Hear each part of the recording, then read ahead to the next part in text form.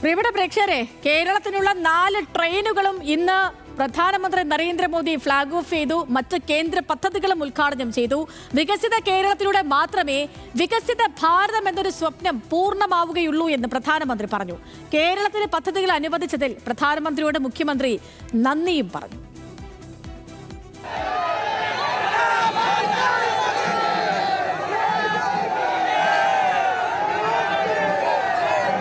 തലസ്ഥാന ഭരണം പിടിച്ചതിൽ ബിജെപിയുടെ അത്യാവേശത്തിന് ആവേഗം പകർന്നു പ്രധാനമന്ത്രി. തമ്പാനൂർ ഓവർബ്രിഡ്ജ് മുതൽ പുത്തിരിക്കണ്ടം മൈതാനം വരെ മോദി റോഡ് ഷോ നടത്തി. പ്രവർത്തകരെ അഭിവാദ്യം ചെയ്തു.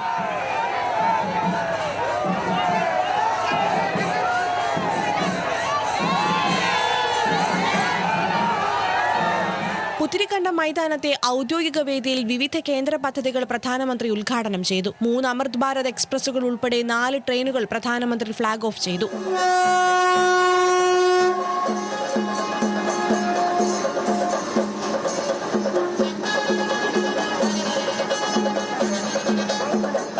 മലയാളത്തിൽ പ്രസംഗം തുടങ്ങി സദസ്സിനെ കയ്യിലെടുത്തു പ്രധാനമന്ത്രി. വി രാജേഷിനെ വിശേഷിപ്പിച്ചത് പഴയകാല സുഹൃത്ത് എന്നാണ്.